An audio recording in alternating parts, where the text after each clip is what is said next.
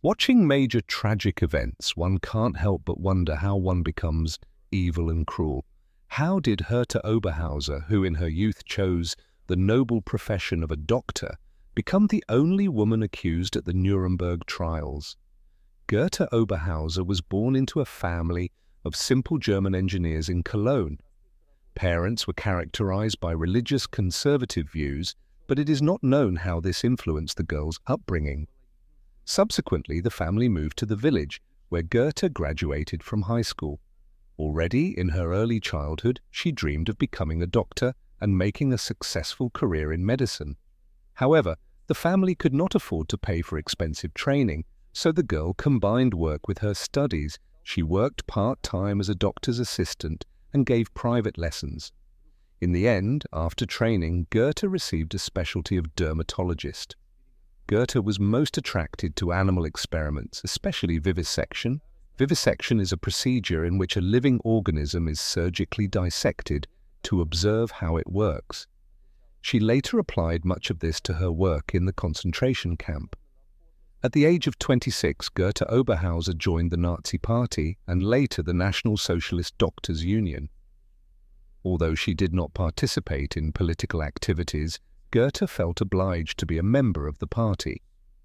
It is known that Adolf Hitler considered doctors to be the color of the nation. Perhaps this too influenced Herta's professional development. The Oberheuser family was going through the illness of her father, whose treatment required significant funds, and Goethe was looking for additional income to help the family overcome the difficulties.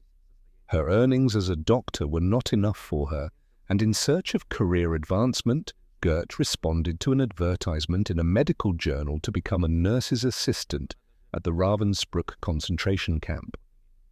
It is worth noting that the ad did not specify the location of the job.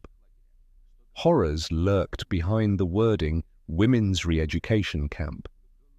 At the time, Ravensbrück was headed by Karl Gebhardt, Heinrich Himmler's personal physician.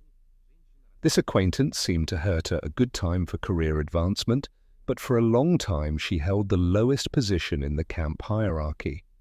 This position imposed restrictions on Oberheuser. For example, she could not resign at will.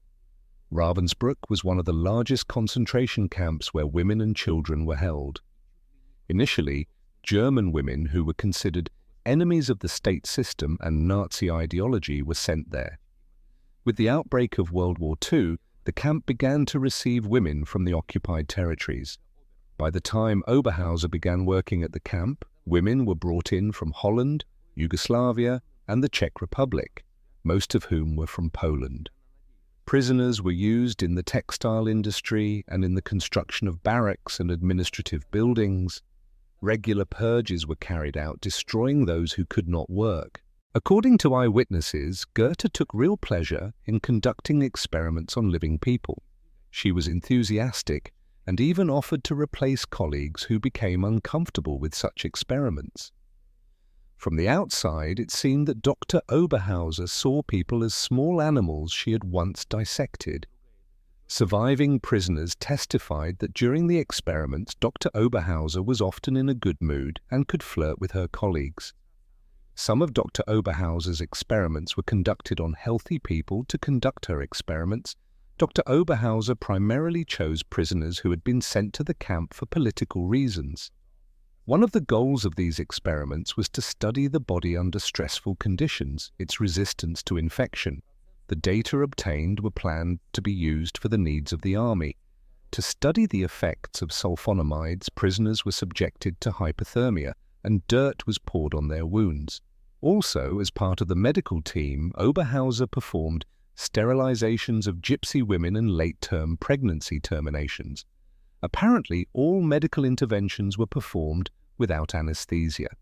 Later in court, Herta, like other doctors in Nazi Germany, justified these experiments on the grounds of their scientific value, although no significant discoveries were made. Although no written records have survived, according to one version, after completing her work in Ravensbrück, Oberheuser continued her work in Alz. According to other sources, she was transferred to the hospital in Onen. Nothing is known about Herta Oberheuser's personal life. It has not been established whether she was married or had children. Eyewitnesses noted that while working in the camp she had a close relationship with Dr. Fritz Fischer, but this relationship did not continue. In general, while working at Ravensbrück, Goethe tried to please the men around her, trying to earn their favor. Perhaps her enthusiasm for her experiments was due not only to her sadistic tendencies, but also to her desire to please others.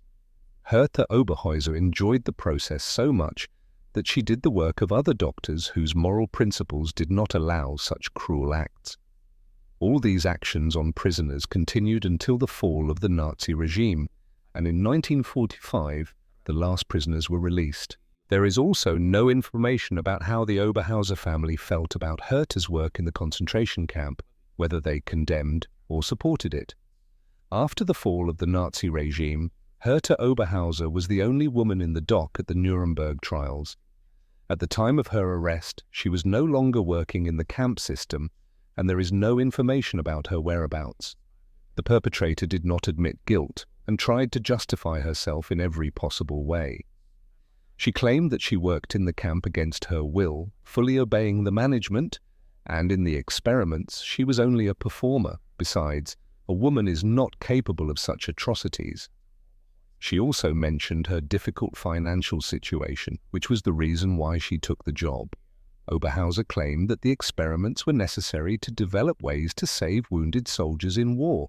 She said that participation in the operations helped prisoners avoid grueling labor, but it was well known that those who could not work because of injury or illness were subjected to mass extermination. Oberheuser personally administered lethal injections to relieve pain. During one interrogation, Oberheuser even stated that she cared for prisoners after the experiments. She sometimes pretended not to know how many prisoners suffered and died because of the experiments. Oberhauser's guilt was confirmed by numerous witness testimonies, according to which she personally selected women to participate in medical experiments. During the trial, she insisted that a woman could not commit such heinous crimes. She also explained her actions by the fact that participation in the experiments for those condemned to death was the only chance for salvation in case of their survival, since in case of refusal and active opposition to the experiments, women faced the death penalty. In the end, the court found Herta Oberheuser guilty of crimes against humanity and sentenced her to 20 years in prison. Although the court decision did not prohibit her from continuing her professional activities, she managed to avoid the death penalty because she was not a member of the SS. Women were not accepted into this organization, and she did not hold leadership positions in the camp. The woman accepted her sentence with indifference. For war crimes and crimes against humanity, the court sentenced Oberheuser to 20 years in prison. On January 31, 1951, the sentence was reduced to 10 years. On April 4, 1952, she was released early. At the time of her release, she was 41 years old. After her release, she returned to medical practice and worked as a general practitioner for 6 years. At first, she worked as a doctor in Stocksee and at the same time at the Iwanite Hospital in Plön. Later, however, according to one version, she was recognized by a former concentration camp inmate who made a fuss to have Goethe removed from her job. Herta's photographs reappeared in the newspapers, the media attention was focused on her, and the result was a new lawsuit in which she was banned from practicing medicine. Despite attempts to defend her right to work through the courts, Herta Oberheuser died in a nursing home, once again confirming her lack of children, partners, and close relatives. She was 66 years old.